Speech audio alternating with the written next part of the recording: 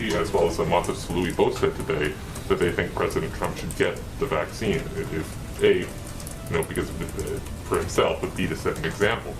Will he do that? Like, why not do it just to show Americans that it's safe? Because he also wants to show Americans that our priority are the most vulnerable. There will be some senior administration officials taking it publicly to instill that confidence. It is very important. And the president, no, but you'll learn in the next few days who that is, who those individuals will be. But they will be taking it publicly to instill confidence. The president wants to send a parallel message, which is, our long-term care facility residents and our frontline workers are paramount in importance, and he wants to set an example in that regard. I absolutely would be open to taking the vaccine.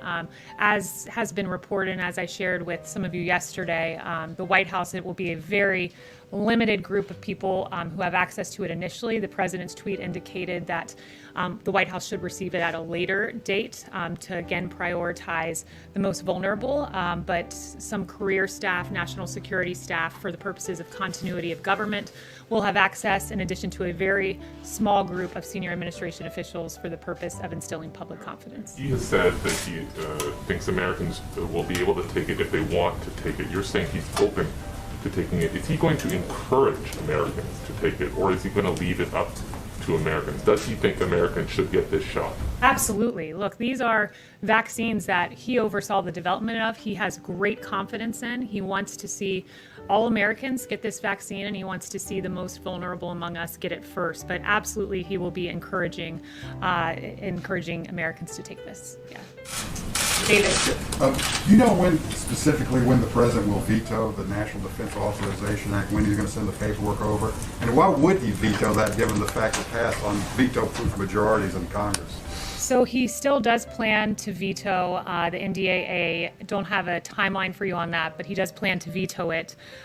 He wants to make every effort to protect our military men and women, and will prioritize military funding in the big omnibus bill. But he also has other important priorities and I should say problems with the NDAA beyond just the absence of Section 230 repeal and beyond the inclusion of the Warren Amendment. One of the provisions of concern is provisions about troop withdrawal and deployment in Afghanistan, South Korea, and Germany. And so there are a number of provisions that he is weak on China, but no Republican really seems to agree with on that. Why does he think the bill is bad on China? So by not including a Section 230 repeal, what you're in effect allowing is Twitter to continue to not censor Chinese propaganda. Recently, there was a tweet by the U.S., the Chinese Embassy in the United States, about the Xinjiang province and allowing all citizens to enjoy the same rights, including freedom of religion. That clearly is not the case, as the Uyghurs have been absolutely tortured in that province. There was another tweet that they allowed about the virus originating in Wuhan. They said it did not originate in Wuhan. That obviously is Chinese disinformation, and the president's priority is to ensure that that isn't permitted. Yes. Did Leader McConnell give the president a heads up that he was going to talk about Biden on the floor today? I'm not sure if he had any call with him prior to making that statement. Is Secretary Mnuchin or Chief Meadows going to be involved in this bipartisan meeting that's happening on the Hill today at 4 o'clock about COVID relief? I believe it's just congressional leaders meeting, but I'll get back to you if there is a White House presence there. But what I can tell you is that the White House has had a continuous presence in the stimulus talks leading on this for months, trying to get this phase 4 passed. And when I spoke with the chief about this again this morning, he noted that Nancy Pelosi has really been standing in the way of a deal going back prior to the election, when she was anti-stimulus checks, something the president has been vocal about wanting. And then after the election, according to her, quote, she can now support these checks because of a, quote, new president, were her words, which is appalling to think that politics was playing into COVID relief for the American people. And she stood against liability protection. This is protection for our small businesses so that they're not held liable for COVID incidences through no fault of their own. And she's really playing up to the trial lawyers and opposing liability protection, which should be something that's just mere common sense. Question about confirmations of Biden's cabinet picks. President Trump had the benefit of the Senate starting hearings and starting the process before he was inaugurated in January of 2017.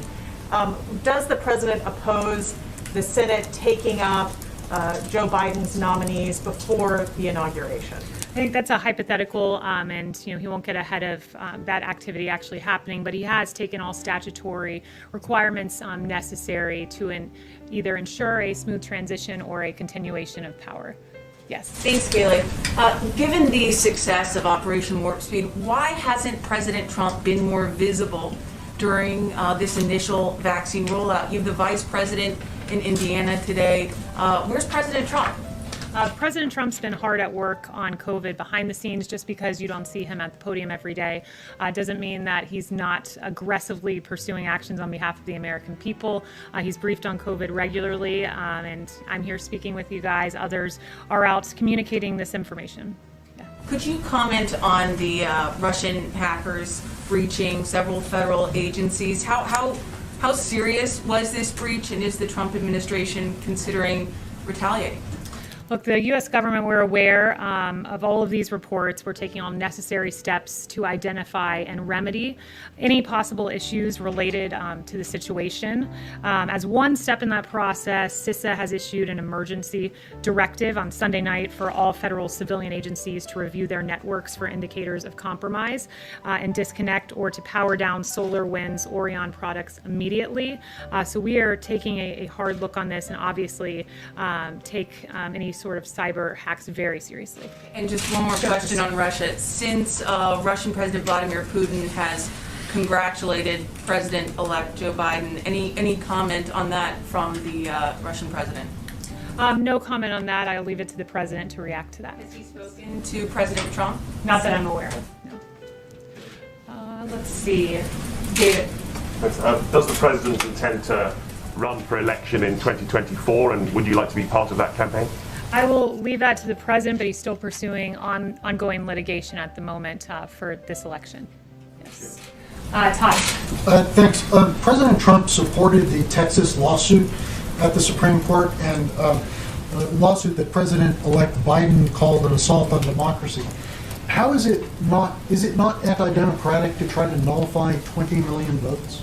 I think pursuing legitimate litigation through the judicial system is in no way assaulting democracy. In fact, it's using Democrat institutions in the manner they are to be used to pursue legitimate claims with sworn affidavits and additional evidence. But I do think what is an assault on democracy are the 4 investigations into President Trump over Russia collusion that turned up nothing. I mean, Mueller alone, you had 19 lawyers, 40 FBI agents, 2,800 subpoenas, 500 search warrants, millions of taxpayer dollars, all to find no collusion. And the investigation into President Trump began far before he was even elected president of the United States. And his intel briefings in the transition period were even weaponized against him. An insurance policy from Peter Strzok was put in place against this president prior to him being elected. That is what is an assault on democracy. Blake.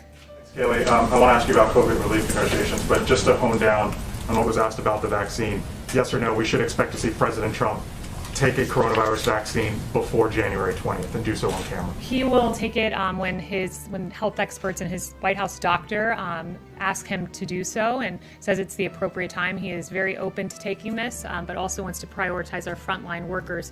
Since you brought up the vaccine, before you get to your next question, one thing I do want to make clear is that there are 2.9 million doses of the Pfizer vaccine that have gone out. In 21 days, there will be an additional 2.9 million of those doses because, of course, the Pfizer vaccine is 2 doses. And there are going to be rolling updates and shipments of the vaccines. Of course, we've secured millions in advance. And this Friday, there will be 4 million Pfizer vaccines going out. We are hopeful that Moderna gets approved. The FDA said that the data looks good. We're waiting for that EUA. So hopefully there will be that EUA and then an additional 6 million Moderna doses out next week. So 10 million doses out next week. And I want to emphasize, just stepping back from a macro perspective, because it is so impressive what this president did, making these agreements in advance.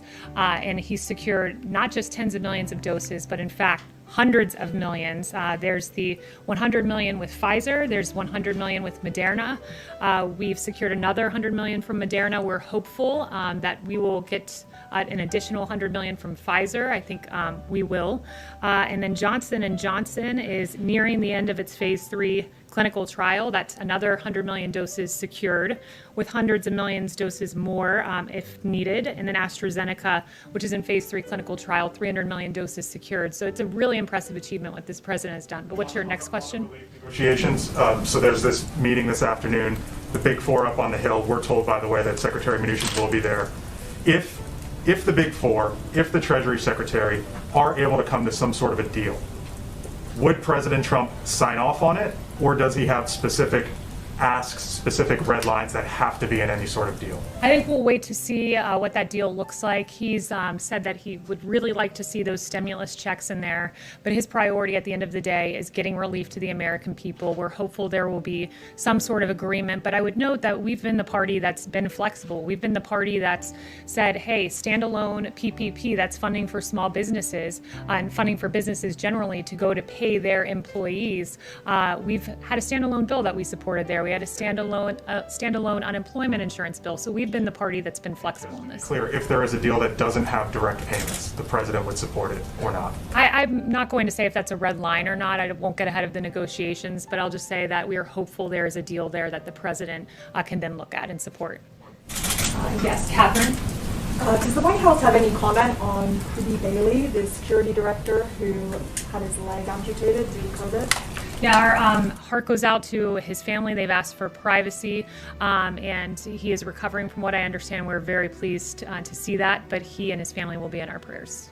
Has the president had a chance to speak with him? I'm not sure if the president's had a private conversation with him, nor would I confirm any private conversation that he did have. Louis.